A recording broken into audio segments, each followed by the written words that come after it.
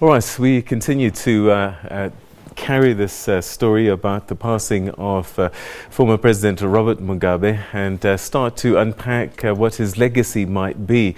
Well, joining us now from our studios in Pretoria is Professor Everisto Benyera, who's a political analyst. Thank you so much for joining us. Welcome to the program. I guess this day was coming. He was 95 years old, and a lot of people already reflecting on how they'll remember him. And this will be a difficult one for most people because he was everything in the end. Thank you, Peter, and my condolences to the family, to his supporters, to the people of Zimbabwe that are mourning him, and also to the people of Africa that are mourning him. Indeed, Robert Gabriel Mugabe left us with a very divided legacy. The question that we are asking today is, which Robert Mugabe are we talking about? Because if the Robert Mugabe of 1980 was to meet the Robert Mugabe of 2000 or of 2017, surely they would have a very long argument, because over the years Mugabe transformed, and transformed. All right, let's start with the Robert Mugabe of 1980 and the struggle. Who was he, and what legacy does that person leave? The Robert Mugabe of 1980 was a Pan-Africanist. He was a person who was dedicated to the freedom of the continent.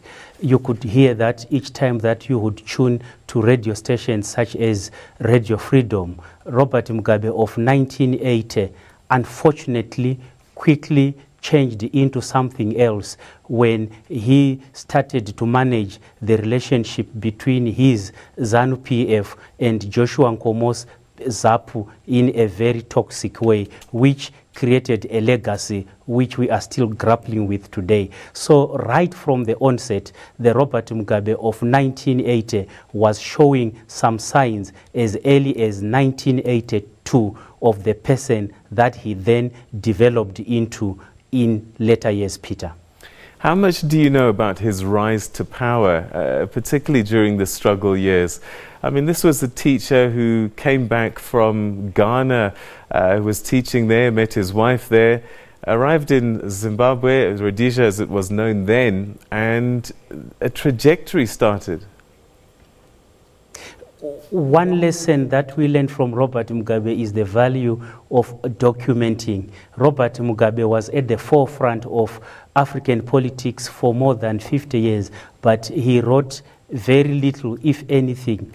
And again, we have to rely on what he said and what others wrote about him.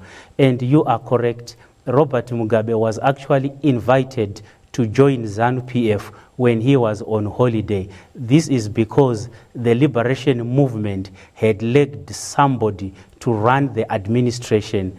Word was that you cannot be soldiers alone. You need some civilians to run the administration of your affairs. This is when the likes of the late Simon Muzenda then invited a teacher, Robert Mugabe, who was on holiday from Ghana with his wife, Sally Heffron, to come and join them. And indeed, Robert Mugabe resented the idea. And this is why others would argue he left Zimbabwe and went to teach in Ghana, because he was running away from the politics of the day. So Robert Mugabe became what he became because he was invited to come and join. And once he joined ZANU-PF, once he became a politician, his major strategy was that of self-preservation. So what do you think was his greatest skill? You talk about self-preservation, but he was a great orator, incredibly educated and well-spoken.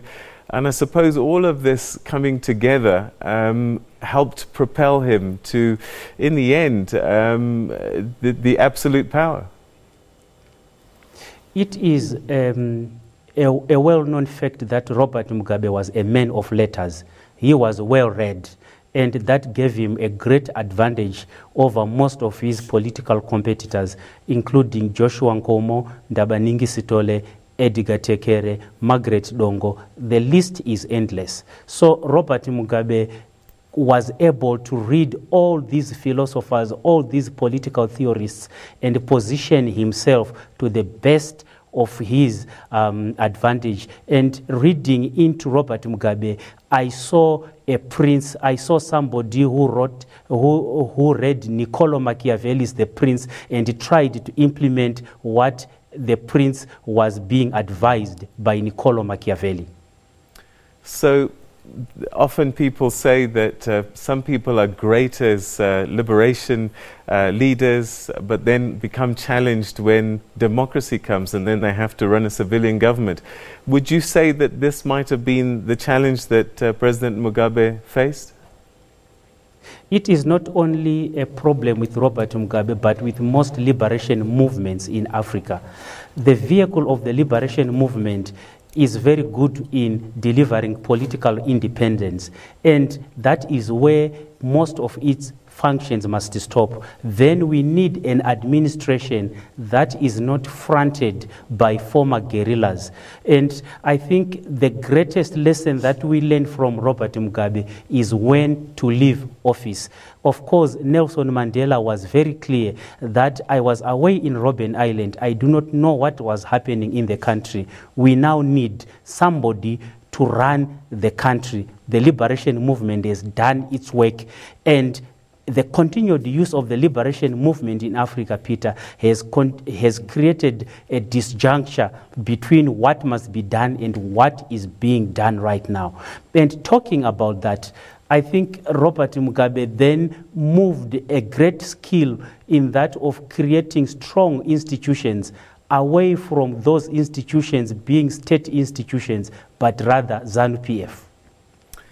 All right, so then things started to unfold. Some people will say there was pressure to give land, but the economy had started to unfold somewhat. And when we look and think about the high levels of education, how could it have been that Zimbabwe took the path that it did with such great human capital? Zimbabwe has natural resources, it has human capital. At independence in 1980, the Zimbabwean dollar was stronger than the Great British Pound, and today Zimbabwe does not have a currency. In my own view, the economy started taking the wrong turn when Zimbabwe decided to intervene in the DRC war. The war in the Democratic Republic of Congo had to be fought. The problem came when the war veterans were then promised and eventually awarded 50,000 Zimbabwean dollars each. That is the moment when the treasury in Zimbabwe started printing money in order to cater for the shortfall. That is when all the problems that we are facing in Zimbabwe started to be incubated.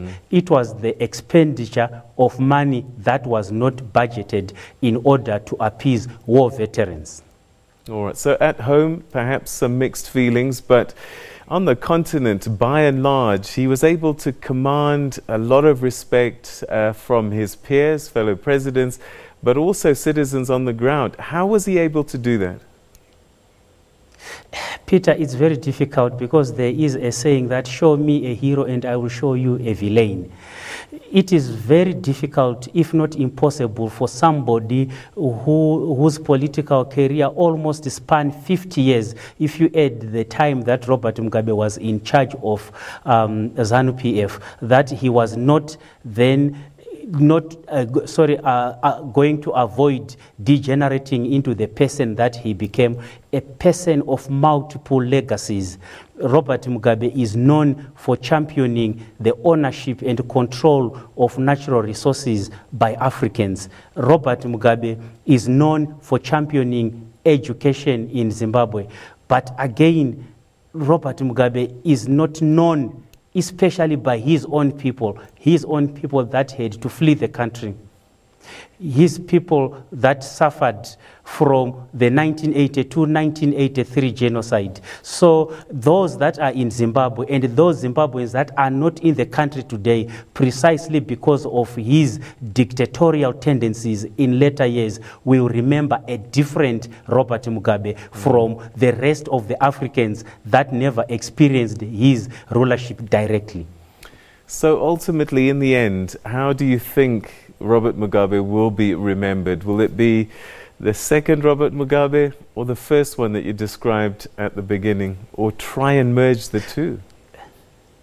Unfortunately, Peter, our memory is not that great. The great things that Robert Mugabe will quickly be forgotten in favor of the bad things that he did, especially towards his later years in office. And I think we need to judge the man fairly and consider the good things that he did and also the bad things that he did, so that the story of Robert Mugabe will be told as a complete story. Robert Mugabe is one of the few founding African politicians who could stand up to imperialism. Robert Mugabe was a principled politician, and his lesson is that as a politician, as a leader, you do not need to compromise, even if it is going to lead to your own demise. And I think this is something that most politicians in South Africa today need to learn, that politics is about principled leadership. You take a stand and you defend it. And Robert Mugabe was good at that, whether you supported him or whether you did not support him. Once he took a stand, he defended it and he implemented it. And Robert Mugabe was a present leader. He was a present president in that he was always able to attend to issues as quickly as possible, and he never left a vacuum in terms of the way that he administered the statecraft in Zimbabwe. All right, so Professor Everisto Benyera, we're going to leave it there. Thank you very, very much indeed for joining us. And Professor Benyera is Associate Professor of African Politics at the Department of Political Sciences at the University of South Africa, UNISA, speaking to us about this mixed legacy that is President Robert Mugabe.